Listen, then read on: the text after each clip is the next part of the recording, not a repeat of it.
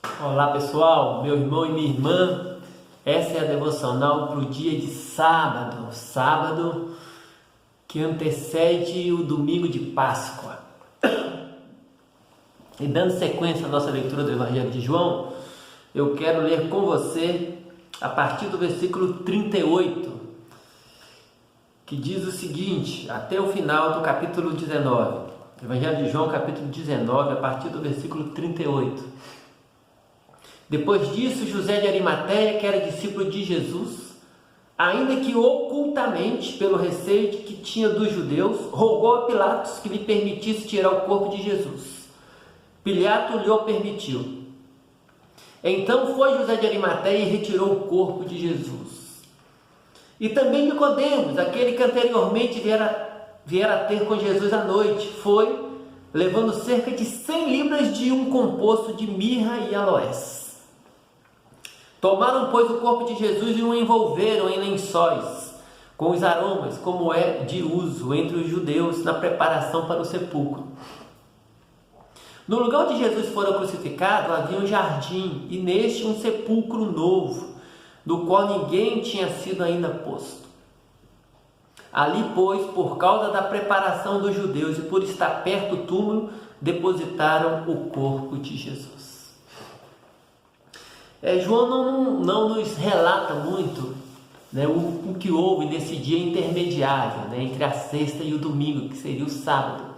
Mas essa passagem nos ajuda a entender um pouco a postura dos discípulos. Né? A gente viu aqui que após, né, Jesus ter realmente se entregue à morte e os soldados terem verificado e atestado o óbito, José de Arimateia, então, rogou a Pilatos que lhe permitisse retirar o corpo. E Pilatos dá permissão, e Nicodemos também ajuda dessa condução do corpo. O corpo é retirado e é levado e depositado num sepulcro que estava inclusive ali próximo do local onde ocorreu a crucificação. E o corpo de Jesus foi preparado, né, por um composto de mirra e aloés. Nicodemos é aquele que anteriormente, no capítulo 3 de João, havia se disposto a ter uma conversa com Jesus.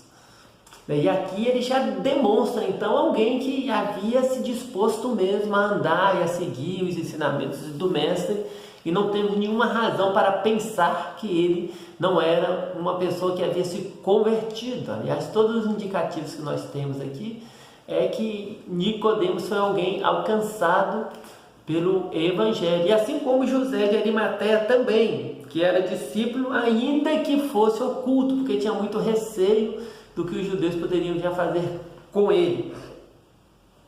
Mas enfim, o que eu quero te convidar a pensar nesse dia de sábado, que antecede a Páscoa? Queria que você pensasse um pouco sobre luto, sobre tristeza. O que nós temos aqui?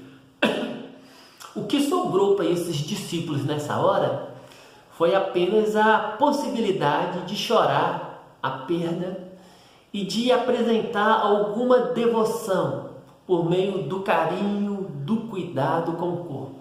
E é isso que a gente está vendo esses dois discípulos fazerem aqui.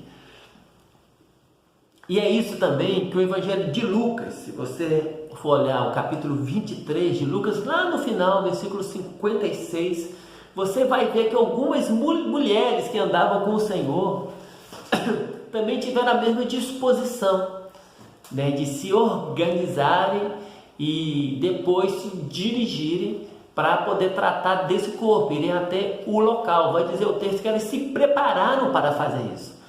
Quando a gente lê o próprio Evangelho de João, no capítulo 20, que é o capítulo que está logo a seguir aí, depois do texto que nós terminamos de ler, a gente vai ver que Maria, né, no dia de domingo bem cedo, ela tem essa disposição de ir ao sepulcro também. Você percebe que é um coração que ainda aguarda devoção ao Senhor, mas que está marcada profundamente pela perda.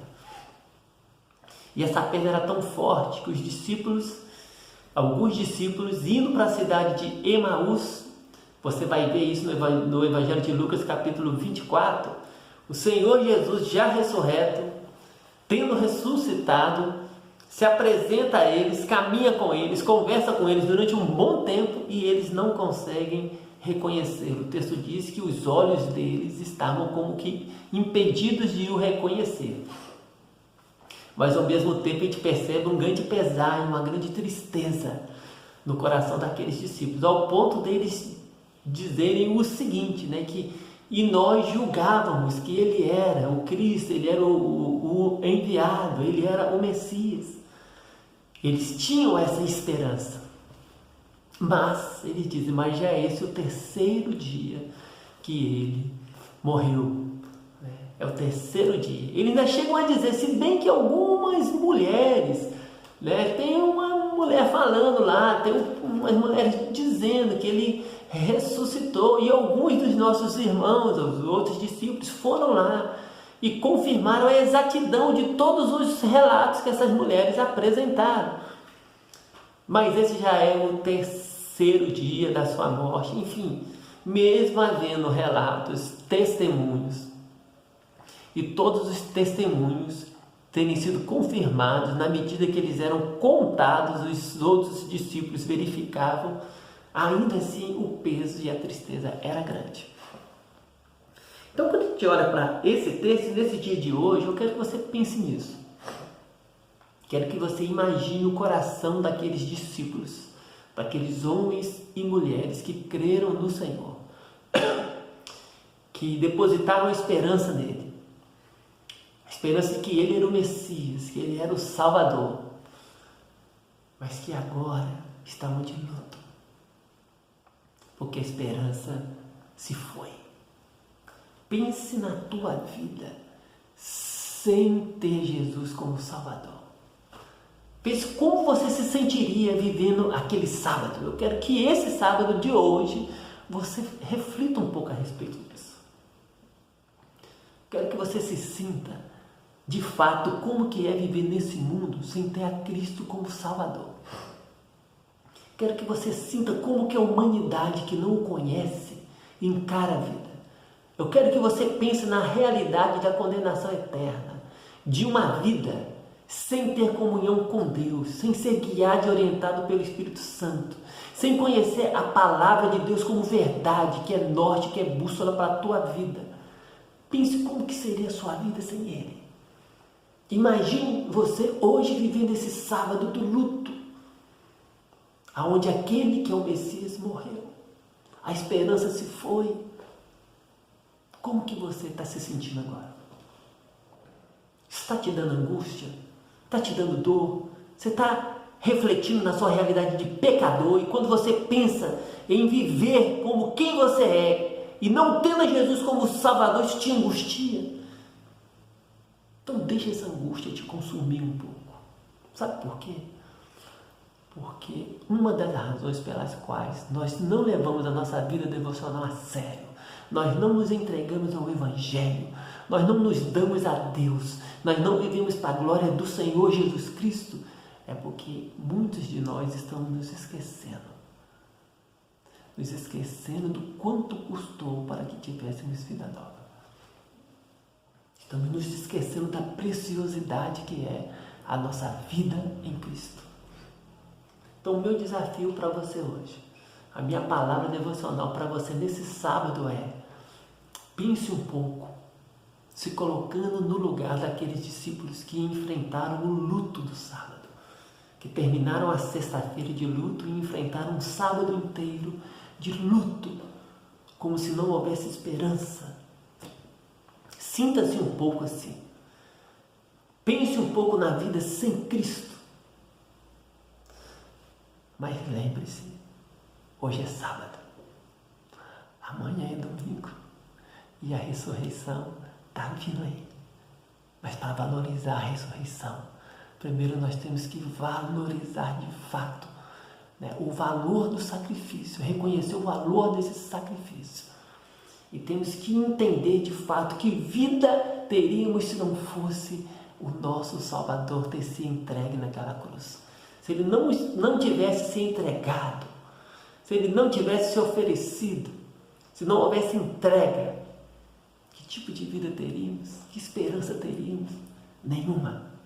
Então faça desse dia de sábado um dia de quebrantamento, um dia de humilhação, um dia de perceber e de se colocar diante de Deus e reconhecer de fato a gravidade do pecado na tua existência, o quanto isso te afastou de Deus e o quanto a tua vida seria totalmente sem nenhuma esperança se Cristo não tivesse se entregado por ti na cruz do Calvário.